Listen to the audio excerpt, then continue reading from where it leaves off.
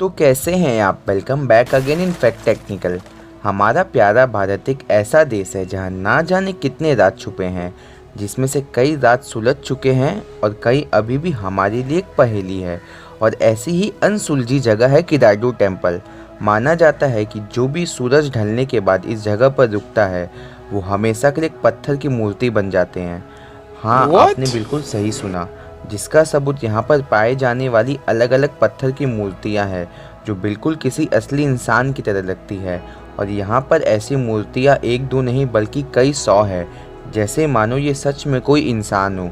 लेकिन ऐसा नहीं है कि ये गांव शुरू से ही ऐसा था, क्योंकि एक समय ये शहर पूरे राजस्थान में मशहूर था और लोग दूर दूर से यहाँ व्यापार करने आते थे।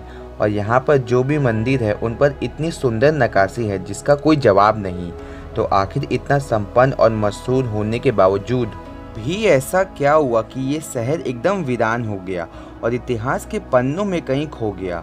वैसे तो इस शहर से जुड़ी कई कहानियां हैं जो इस पे बीती घटना के बारे में बताते हैं, लेकिन आज हम उन 3 कहानियों के बारे में जानेंगे जिस पर ज़्यादातर लोग विश्वास करते हैं और वहाँ पर रहने वाले लोग भी। तो ज़्यादा टाइम न वेस्ट करते हुए वीडियो को स्टार्ट करते हैं और जानते हैं the curse of Kiradu temple के बारे में।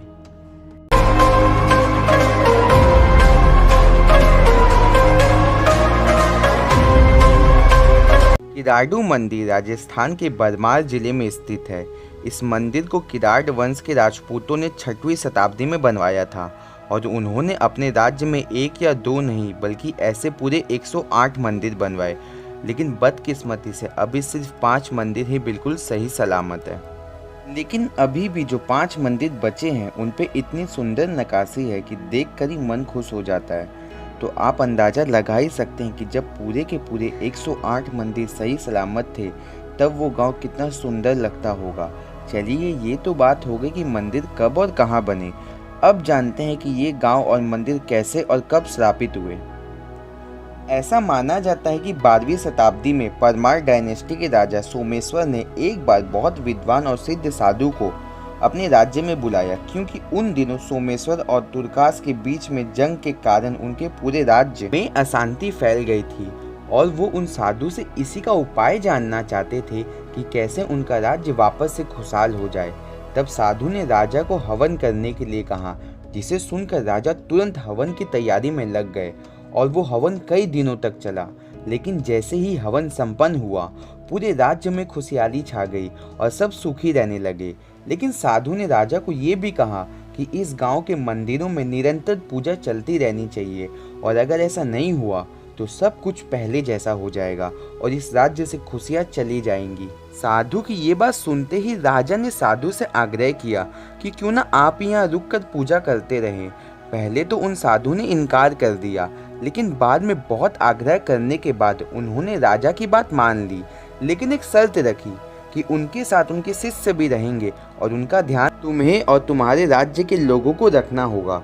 राजा ने तुरंत ये शर्त मान ली और फिर साधु और उनके शिष्य किराडू गांव में ही रहने लगे।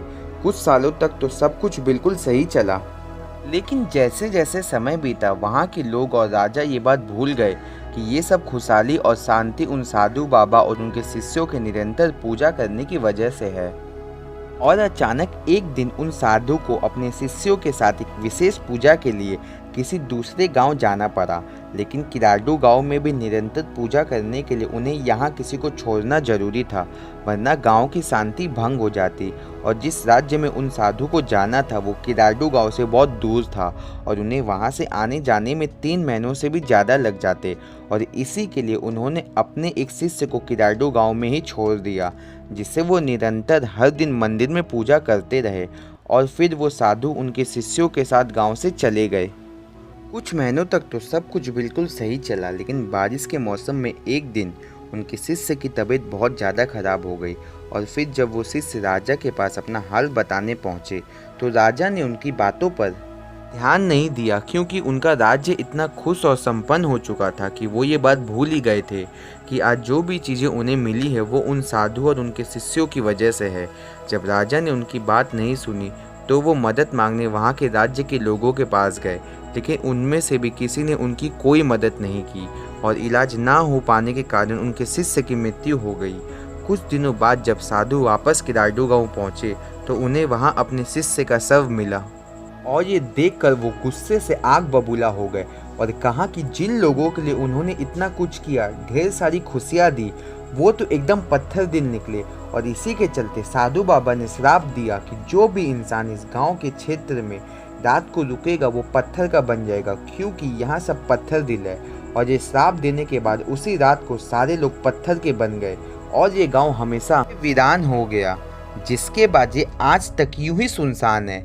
लेकिन इस कहानी का एक और वर्जन है जिसमें उन साधु के इन शिष्य की मृत्यु नहीं होती, बल्कि एक कुम्हारन उस शिष्य की सेवा करती है जिससे उनकी जान बच जाती है।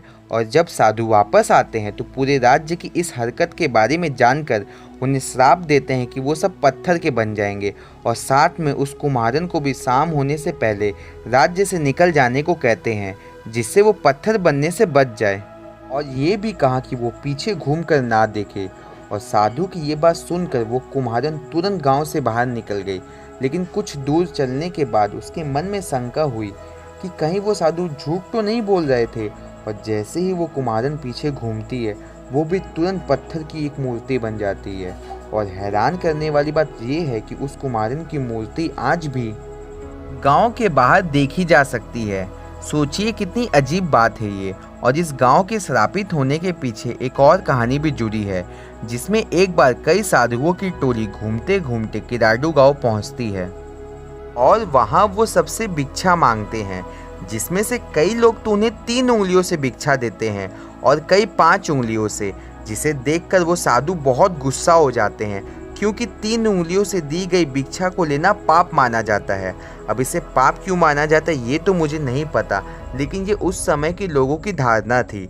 जिसके बाद वो गुस्से में आकर वहाँ के लोगों को श्राप देते हैं कि जिन लोगों ने भी उन्हें 3 उंगलियों से भिक्षा दी है वो सब पत्थर के बन जाएंगे। साथ ही साथ जिन लोगों ने उन्हें 5 उंगलियों से भिक्षा दी है उन्हें शाम से पहले गांव से निकलने को कहा, जिससे वो पत्थर बनने से बच जाए। लेकिन उन लोगों ने भी उन साधुओं की बात पर विश्वास नहीं किया और रात में उस गांव के सारे लोग पत्थर के बन गए। तो ये थी वो 3 कहानियाँ जिस पर वहाँ के लोग आज भी विश्वास करते हैं और कई 100 साल बीतने के बाद भी किराडू गांव में रात को रुकने से डरते हैं।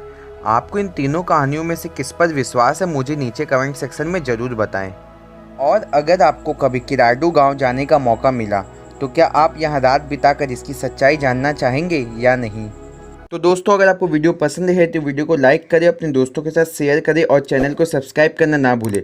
और हमारे चैनल पर भी 5000 सब्सक्राइबर है, तो मैं चाहता हूँ आप लोग जल्दी से अपना प्यार और सपोर्ट दिखाएं और हमारे चैनल को 10,000 सब्सक्राइबर तक पहुँचा दें, जिसके बाद मैं Q&A वीडियो रखने वाला हूँ। तो मैं आपको जल्दी मिलता हूँ नई वीडियो के साथ, तब तक के लिए गुड बाय।